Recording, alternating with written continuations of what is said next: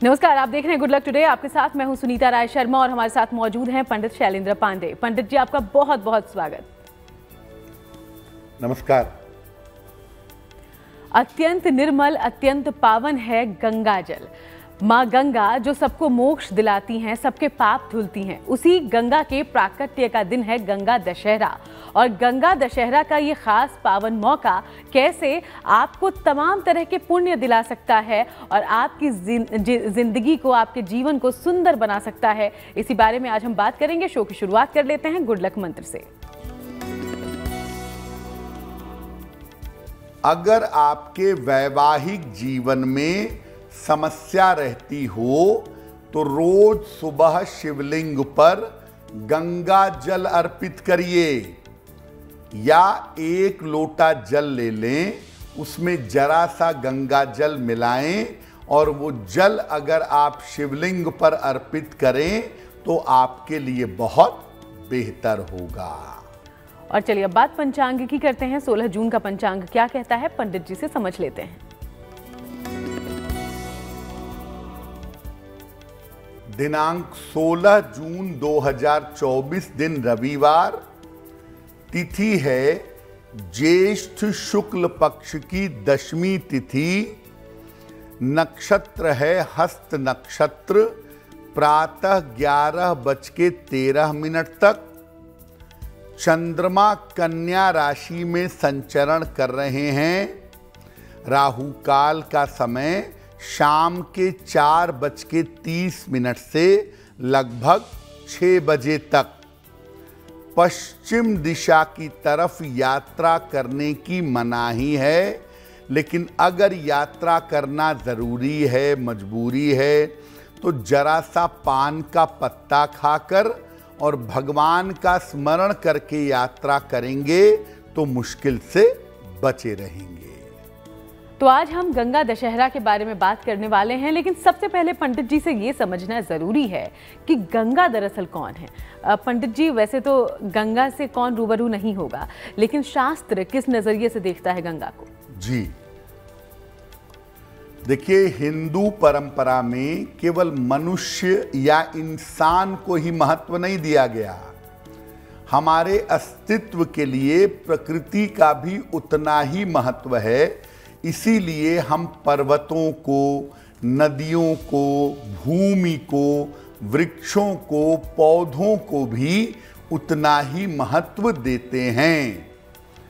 और गंगा एक नदी होने के बावजूद गंगा की अपूर्व महिमा बताई गई है।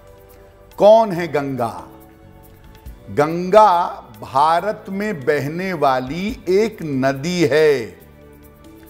ये उत्तराखंड के गंगोत्री से निकलती है और भारत के कई महत्वपूर्ण स्थानों से होकर गुजरती है। हिंदू धर्म में गंगा को अत्यंत पवित्र माना जाता है और इतना पवित्र माना जाता है कि हिंदू धर्म में गंगा को मां का स्थान प्राप्त है। मां गंगा या गंगा मां इनको कहते हैं। माना जाता है कि गंगा का जल पुण्य देता है और पापों का नाश करता है। गंगा की महिमा इतनी ज्यादा मानी जाती है कि मरते समय आदमी के मुख में गंगा जल डालते हैं कि मृत्यु के बाद उसे मुक्ति मिले।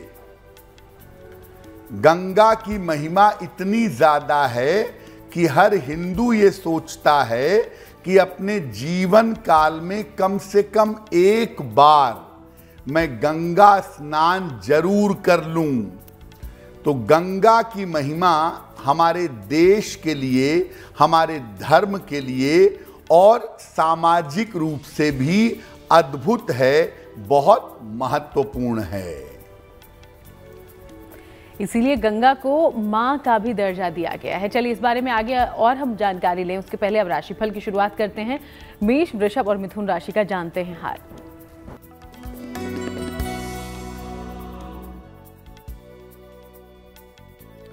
मेष राशि, धन लाभ के उत्तम योग आपके लिए बन रहे हैं।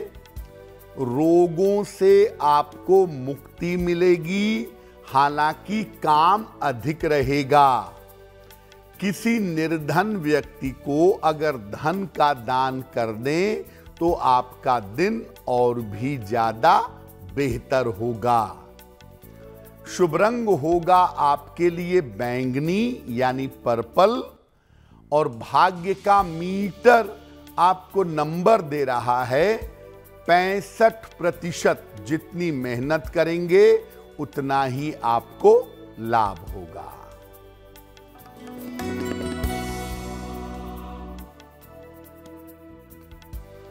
वृषभ राशि, करियर की बाधा दूर होगी, मानसिक चिंताएं समाप्त होंगी, आकस्मिक धन का लाभ होगा। खाने पीने की वस्तु का अगर दान कर दें तो आपका दिन और भी ज्यादा बेहतर होगा।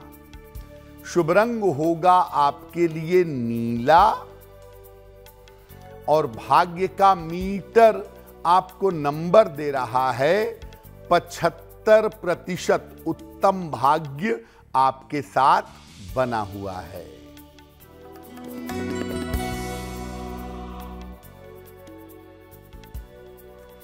मिथुन राशि, मानसिक चिंता हो सकती है, सेहत आपकी बिगड़ सकती है, वाहन सावधानी से चलाएंगे। किसी निर्धन व्यक्ति को अगर गुड़ का दान कर दें तो दिन की मुश्किलें कम हो जाएंगी। शुभ रंग होगा आपके लिए हरा, और भाग्य का मीटर आपको नंबर दे रहा है 60%। मेहनत ज्यादा होगी, भाग्य थोड़ा कम रहेगा। तो गंगा हमारे समाज के लिए, हमारे देश के लिए, हम सब के लिए कितनी जरूरी है ये आपने पंडित जी से समझ लिया था। अब गंगा का पौराणिक महत्व समझिए पंडित जी। गंगा का बेसिक महत्व क्या है वो आपने समझा। पौराणिक महत्व क्या है, पुराण क्या कहते हैं गंगा के बारे में। देखिए, ऐसा माना जाता है कि गंगा श्री विष्णु के चरणों में रहती थी। अपने पूर्वजों की मुक्ति के लिए महाराज भागीरथ ने तपस्या की और गंगा धरती पर आने को तैयार हो गईं। लेकिन गंगा ने कहा कि मेरा वेग इतना ज्यादा है, मेरी स्पीड इतनी ज्यादा है कि मेरे वेग को संभालेगा कौन। तब भागीरथ ने भगवान शिव से प्रार्थना की और भगवान शिव ने गंगा के वेग को रोक लिया। शिव जी ने उन्हें अपनी जटाओं में धारण कर लिया, गंगा के वेग को बांध लिया अपनी जटाओं में, और फिर शिव जी ने अपनी जटाओं को 7 धाराओं में विभाजित कर दिया। 7 धाराएं निकली, नलिनी, हृदिनी, पावनी, सीता, चक्षुष, सिंधु और भागीरथी। भागीरथी ही आगे चल करके गंगा हुई और इन्हीं गंगा को हिंदू धर्म में मोक्षदायिनी माना गया। इन्हें कहीं कहीं पर पार्वती की बहन कहा जाता है और इन्हें बहुत सारे विद्वान भगवान शिव की अर्धांगिनी मानते हैं। ऐसा माना जाता है कि शिव का स्नेह गंगा के प्रति ज्यादा था, तो लोग कहते थे आपसी बोलचाल में कि इन्होंने शिव ने गंगा को अपने सर पर चढ़ा लिया है। तो पुराणों ने इसको प्रतीकात्मक रूप से उनके मस्तक पर गंगा को दर्शा दिया, दिखा दिया। और अभी भी शिव की जटाओं में गंगा का वास माना जाता है। देखिए, एक कॉमन सेंस की बात सोचिए कि क्या केवल एक नदी में नहा लेने से आपको मुक्ति मोक्ष मिल जाएगा? क्या मुक्ति मोक्ष इतना सरल है कि केवल स्नान करने से उपलब्ध होगा? गंगा की महिमा इसलिए है क्योंकि वो भगवान शिव की जटाओं में है। इसीलिए जब आप गंगा का स्मरण करते हैं और साथ में भगवान शिव का स्मरण करते हैं, भगवान शिव के तत्व को जानते हैं, उनकी साधना करते हैं, तब मुक्ति मोक्ष मिलता है। यानी गंगा स्नान के साथ आपको शिव की शरण में जाना होगा, शिव की महिमा को समझना होगा, तब आप मुक्ति मोक्ष के अधिकारी बनेंगे। गंगा तक जा करके आप शिव तक पहुंच पाएंगे।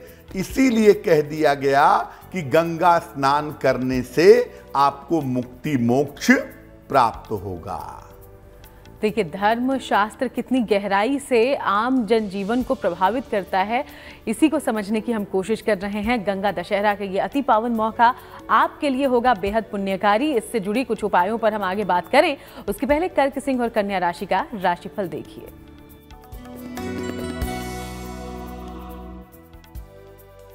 कर्क राशि, करियर की समस्या का हल निकल जाएगा। पारिवारिक उलझने आपकी सुलझ जाएंगी। कोई छोटी यात्रा इस समय हो सकती है। खाने पीने की वस्तु का दान कर दें तो आपका दिन और भी ज्यादा बेहतर होगा। शुभ रंग होगा आपके लिए गुलाबी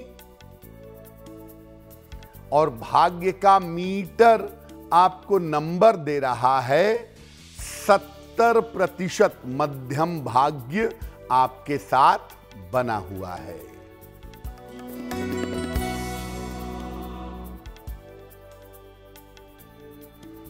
सिंह राशि, बड़े धन लाभ के योग बन रहे हैं। स्वास्थ्य आपका अच्छा बना रहेगा। परिवार की समस्याएं हल होंगी। किसी निर्धन व्यक्ति को अगर धन का दान कर दें तो आपका दिन और भी ज्यादा बेहतर होगा। शुभ रंग होगा आपके लिए नारंगी और भाग्य का मीटर आपको नंबर दे रहा है 80%। बहुत अच्छा भाग्य आपके साथ बना हुआ है।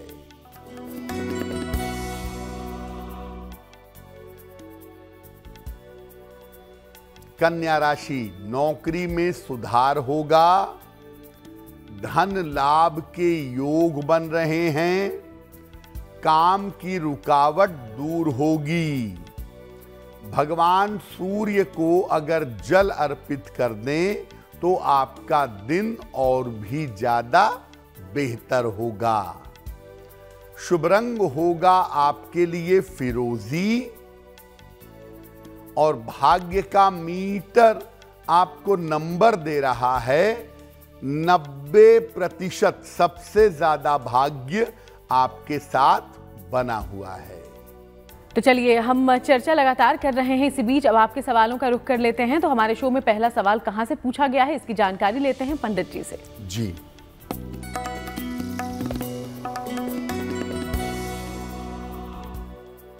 आज का पहला प्रश्न हमें हिना जी ने लिखा है और हिना जी हमें मेल लिखती हैं चंडीगढ़ से। इनकी जन्म की तारीख है 6 जुलाई 1991, 1991। जन्म का समय शाम के 4 बजे और जन्म का स्थान है मोहाली। ये पूछ रही हैं हिना जी कि मेरा विवाह कब होगा और मेरा वैवाहिक जीवन कैसा रहेगा। हिना, आपकी कुंडली के हिसाब से 2025 के आरंभ में आपके विवाह होने की संभावना बनती है और ये भी संभावना बनती है कि आपका विवाह दूर होगा या आप विवाह के बाद दूर स्थान पर या विदेश में जाएंगी। विवाह जब भी करिए, अगर संभव हो तो कुंडली मिला करके विवाह करिएगा, क्योंकि आपकी कुंडली में वैवाहिक जीवन में दिक्कतें दिख रही हैं। 2 उपाय करिए अपने शीघ्र और बेहतर विवाह के लिए। एक पीला पुखराज वजन में 6 से 8 रत्ती सोने या पीतल की अंगूठी में, दाहिने हाथ की तर्जनी उंगली में बृहस्पतिवार को प्रातः धारण करिएगा। दूसरा काम, सुबह और शाम दोनों समय 108 बार नमः शिवाय का जप करिए, आपके लिए बहुत बेहतर होगा। और अब जानते हैं आज का दूसरा सवाल कहां से पूछा गया है। लेकिन उसके पहले तमाम दर्शकों को याद दिला दें कि अगर आप भी कोई जानकारी हासिल करना चाहते हैं तो जरूर अपना सवाल हम तक पहुंचाएं। इसके लिए जो ईमेल आईडी इस वक्त आपकी टीवी स्क्रीन पर है उसे नोट डाउन कर लें। दूसरा सवाल कहां से पूछा गया है पंडित जी? जी,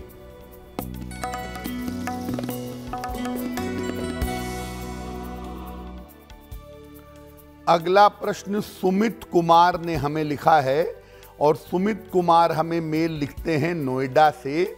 इनकी जन्म की तारीख है 21 मार्च 1971, 1971। जन्म का समय दोपहर के 1 बजे और जन्म का स्थान है बुलंदशहर।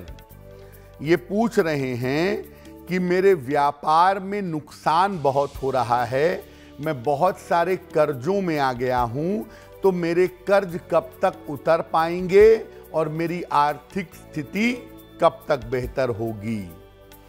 सुमित कुमार जी, पिछले 1 साल से आपकी स्थिति बेहतर नहीं है, लेकिन आने वाले समय में आपकी स्थिति जरूर बेहतर होगी, जरूर बेहतर काम आप कर पाएंगे।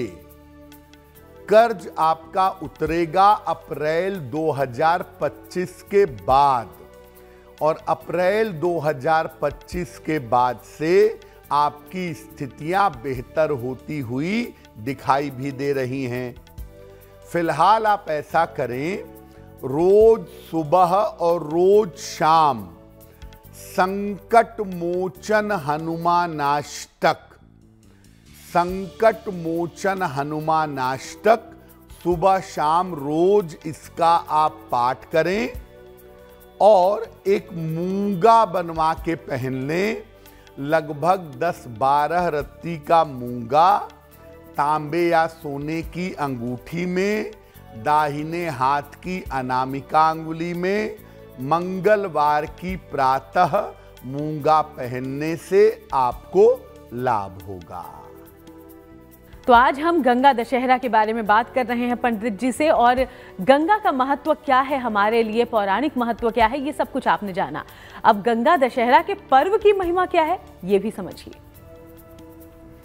तो गंगा का कॉन्सेप्ट और महत्व आपको समझ में आया, मुक्ति मोक्ष की अवधारणा आपको समझ में आई।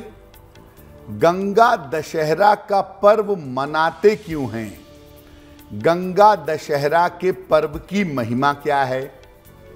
देखिए, गंगा दशहरा का पर्व मनाते हैं ज्येष्ठ शुक्ल पक्ष की 10वीं तिथि को। ज्येष्ठ का महीना गर्मी का महीना, और इस महीने में आपको जल का और नदियों का मूल्य समझ में आए।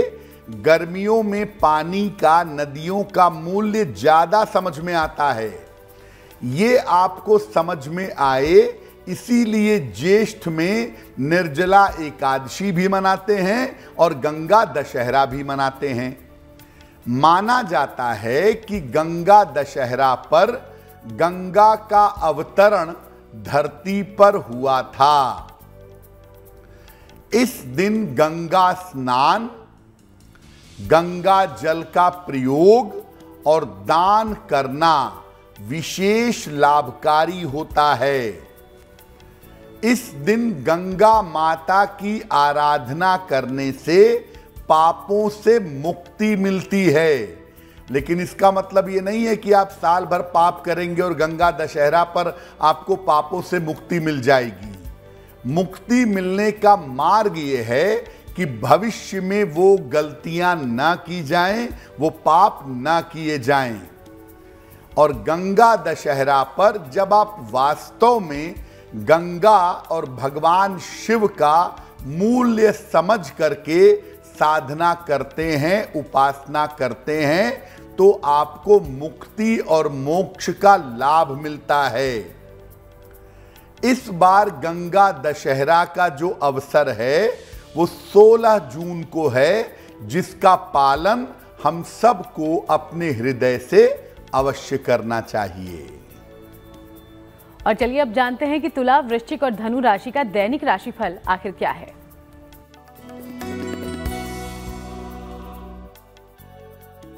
तुला राशि, करियर में लापरवाही बिल्कुल ना करें, खान पान में सावधानी रखें, ऑफिस में विवादों से बचाव करें। किसी निर्धन व्यक्ति को अगर गुड़ का दान कर दें तो दिन की मुश्किलें कम हो जाएंगी। शुभ रंग होगा आपके लिए क्रीम, और भाग्य का मीटर आपको नंबर दे रहा है 60%। मेहनत ज्यादा होगी, भाग्य थोड़ा कम होगा।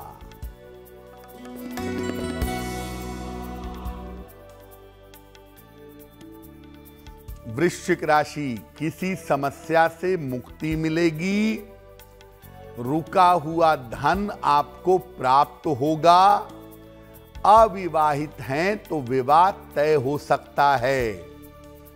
किसी निर्धन व्यक्ति को अगर धन का दान कर दें तो आपका दिन और भी ज्यादा बेहतर होगा। शुभ रंग होगा आपके लिए सफेद,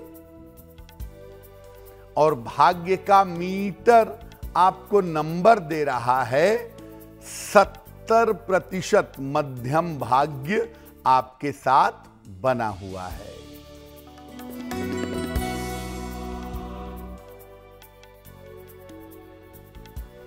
धनु राशि, करियर में नए अवसर मिलेंगे, धन लाभ के योग बन रहे हैं, विदेश यात्रा के योग भी बन रहे हैं।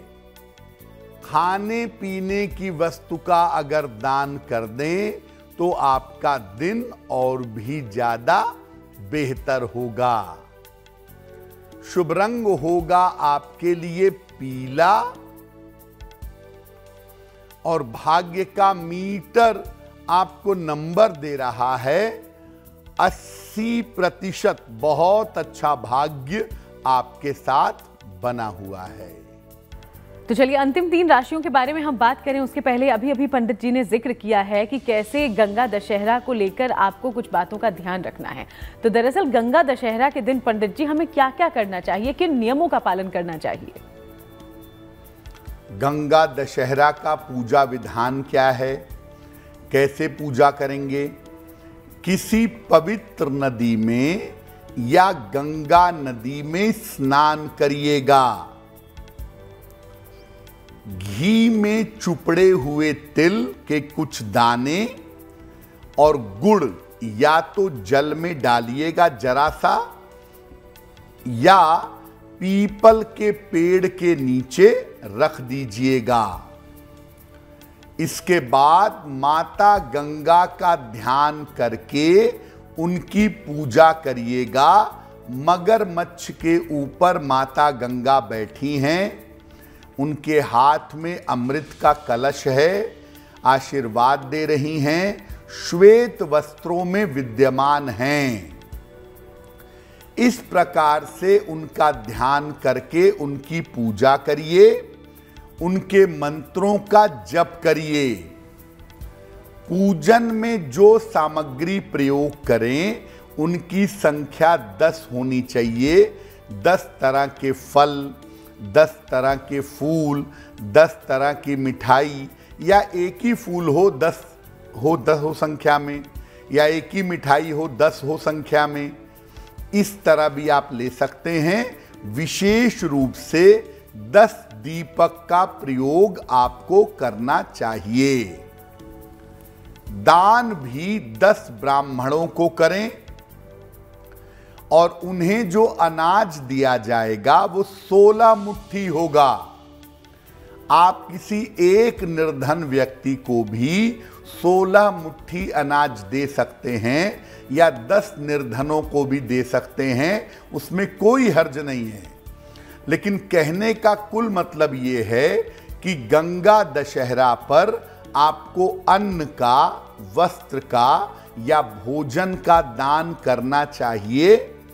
पवित्र नदी में स्नान करके दीप दान भी करना चाहिए, जो आपके लिए बहुत बेहतर होगा।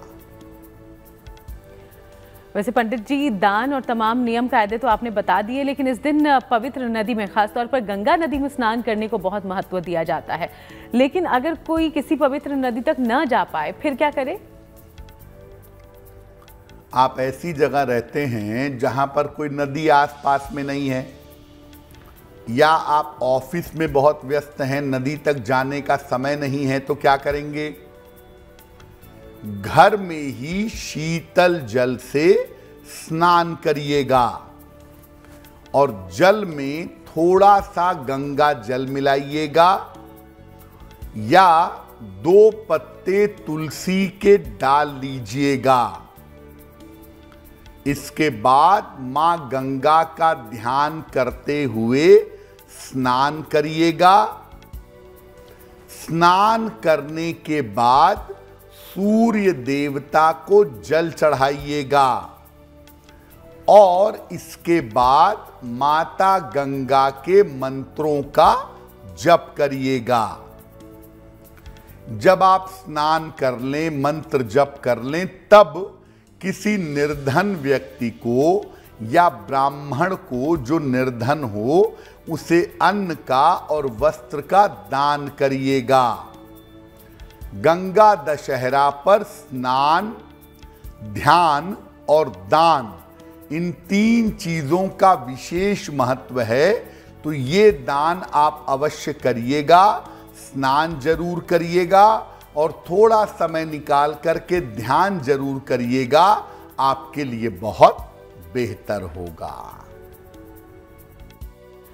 तो गंगा दशहरा पर ये छोटे छोटे उपाय अगर आप करें, इन बातों का ध्यान रखें, तो मोक्षदायिनी मां गंगा की कृपा आप पर जरूर बरसेगी। चलिए आगे बढ़ते हैं। मकर, कुंभ और मीन राशि का दैनिक राशिफल क्या है, ये जानते हैं।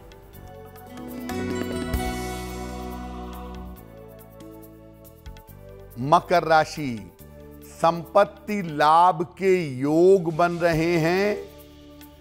मानसिक चिंताएं समाप्त होंगी। पारिवारिक माहौल अच्छा होता जाएगा। खाने पीने की वस्तु का अगर दान कर दें तो आपका दिन और भी ज्यादा बेहतर होगा। शुभ रंग होगा आपके लिए आसमानी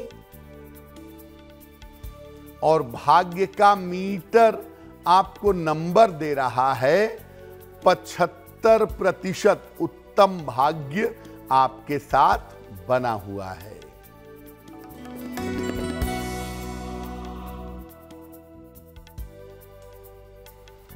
कुंभ राशि, स्वास्थ्य पर ध्यान बनाए रखें।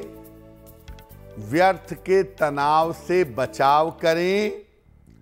करियर में लापरवाही ना करें। किसी निर्धन व्यक्ति को अगर गुड़ का दान कर दें तो दिन की मुश्किलें कम हो जाएंगी। शुभ रंग होगा सफेद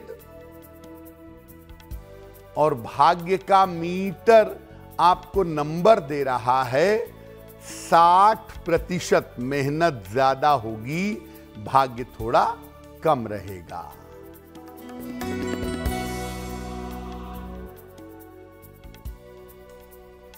मीन राशि, करियर का काम बन जाएगा। धन संबंधी मुश्किलें दूर होंगी। विवाह तय हो सकता है। किसी निर्धन व्यक्ति को अगर धन का दान कर दें तो आपका दिन और भी ज्यादा बेहतर होगा। शुभ रंग होगा आपके लिए हरा और भाग्य का मीटर आपको नंबर दे रहा है 70% मध्यम भाग्य आपके साथ बना हुआ है। और चलिए अब एक बार फिर से आपके सवालों का रुख कर लेते हैं। तो हमारे शो में तीसरा सवाल कहां से पूछा गया है, इसकी जानकारी ले लेते हैं पंडित जी से। जी,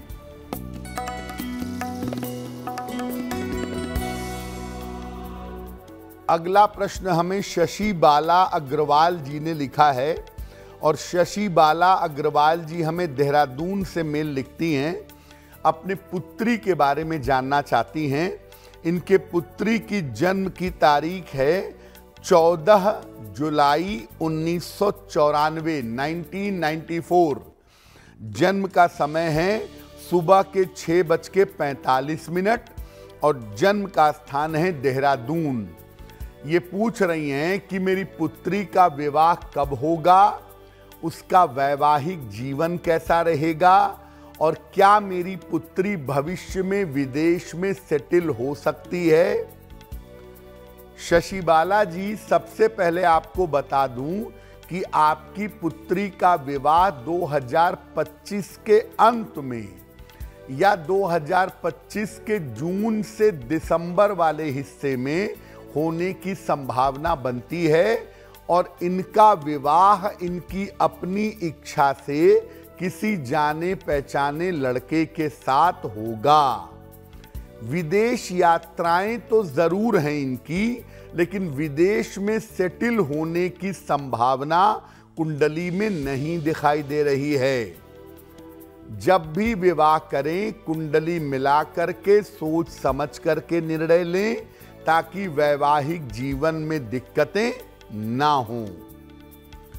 अपनी पुत्री को एक ओपल बनवा करके पहना दीजिए। लगभग 10-12 रत्ती का ओपल चांदी की अंगूठी में, दाहिने हाथ की तर्जनी उंगली में। शुक्रवार की शाम को इनको एक ओपल बनवा के पहनाइए और दूसरे नंबर पर इनको बोलिए कि रोज सुबह शाम एक बार हनुमान चालीसा का अगर पाठ करें तो इनके लिए बहुत बेहतर होगा। और अब वक्त हो गया है आज के चौथे और आखिरी सवाल का, लेकिन हम सवाल लें उसके पहले फिर से तमाम दर्शकों को याद दिला दें कि अगर आप भी कोई जानकारी हासिल करना चाहते हैं, पंडित जी से कोई हल चाहते हैं, तो अपना सवाल हम तक भेजिए। इसके लिए जो ईमेल आईडी इस वक्त आपकी टीवी स्क्रीन पर है उसे नोट डाउन कर लें। अंतिम सवाल कहां से पूछा गया है पंडित जी? जी,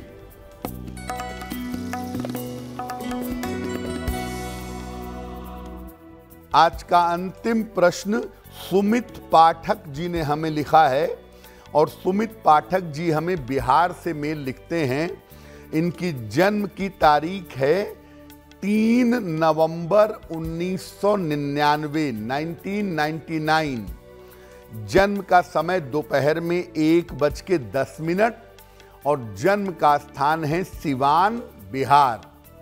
सुमित पूछ रहे हैं कि मैं सरकारी नौकरी की तैयारी कर रहा हूं, क्या मेरे सरकारी नौकरी में जाने की संभावना बनती है? सुमित, आपकी कुंडली के अनुसार आपको प्रशासनिक सेवा के लिए या शिक्षा क्षेत्र के लिए सरकारी नौकरी की तैयारी करनी चाहिए। प्रशासन के क्षेत्र में या शिक्षा के क्षेत्र में आप गवर्नमेंट जॉब निश्चित रूप से पा सकते हैं और अगर आप अभी मेहनत करें तो साल 2026 में आपका सिलेक्शन अवश्य हो जाएगा। थोड़ा फोकस और मेहनत बढ़ाइए। उसके लिए एक पन्ना बनवा करके पहन लीजिए। लगभग 6 से 8 रत्ती का पन्ना, चांदी की अंगूठी में, दाहिने हाथ की सबसे छोटी उंगली में। बुधवार की शाम को इनको एक पन्ना पहना दिया जाए और साथ में रोज सुबह सूर्य भगवान को जल चढ़ाइए। आपको लाभ होगा। और चलिए अब बात उन लोगों की करें जिनका जन्मदिन 16 जून को है। हैप्पी बर्थडे, बहुत बहुत शुभकामनाएं आपके जन्मदिन की। पंडित जी का प्रेडिक्शन आपके आने वाले साल के लिए क्या है, अब ये जानिए।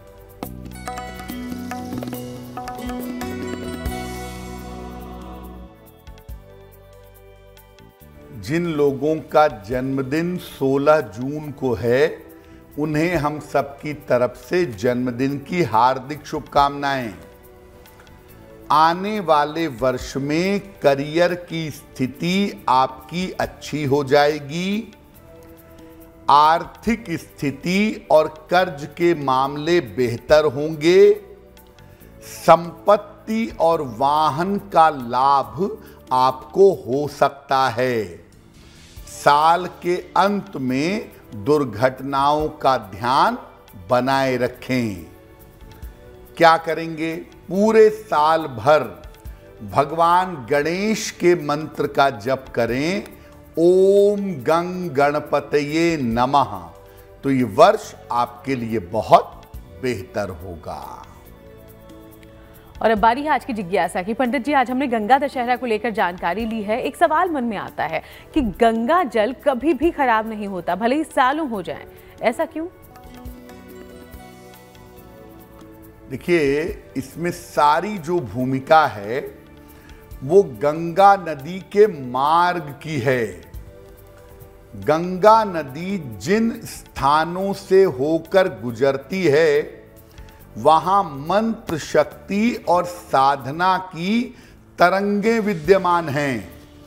हजारों सालों से उन कंदराओं में, उन पर्वतों में ऋषियों ने तपस्या की है, लाखों करोड़ों मंत्र जप किए हैं। तो वहां पर मंत्र की शक्ति और साधना की तरंगें विद्यमान हैं। जल में इन तरंगों के घुल जाने के कारण जल के मॉलिक्यूल्स बदल गए हैं या बदल जाते हैं। जल अत्यंत पवित्र हो गया और इसी वजह से जल के अंदर इतनी ज्यादा पॉजिटिव तरंगे आ गई हैं कि ये जल वर्षों तक खराब नहीं होता है। और अब बात करते हैं शुभ पहर की। 16 जून का शुभ पहर आखिर क्या कहता है, पंडित जी से समझिए इसके बारे में। दिनांक 16 जून 2024 दिन रविवार। शुभ पहर का समय है शाम को 6 बजे से 7:30 के बीच में। इस समय में किसी निर्धन को अन्न का या भोजन का दान करें। ऐसा करने से स्वास्थ्य की और धन की समस्याएं आपकी हल होंगी। लेकिन करेंगे शुभ पहर में ही। समय फिर से नोट करें, 16 जून रविवार शाम को 6 बजे से 7:30 के बीच में।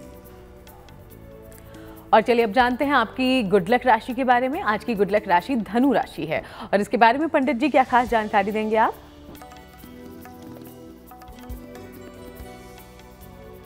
हम आपको बता रहे हैं कि अलग अलग राशि के लोगों का भाग्य कैसा होता है और भाग्य बढ़ाने के लिए क्या करें। देखिए, आज बात करेंगे धनु राशि की।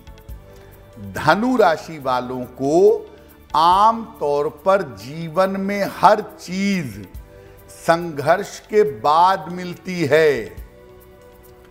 अगर आप अपना भाग्य बढ़ाना चाहते हैं तो अपने पर्स में, अपनी जेब में हमेशा पीतल के सिक्के या पीतल का एक सिक्का रखें, आपको लाभ होगा। और चलिए अब जान लेते हैं वो महा उपाय जो आप सबकी करता है बेहद मदद। तो आज महा उपाय में पंडित जी क्या लेकर आए हैं, जानकारी समझते हैं। जी,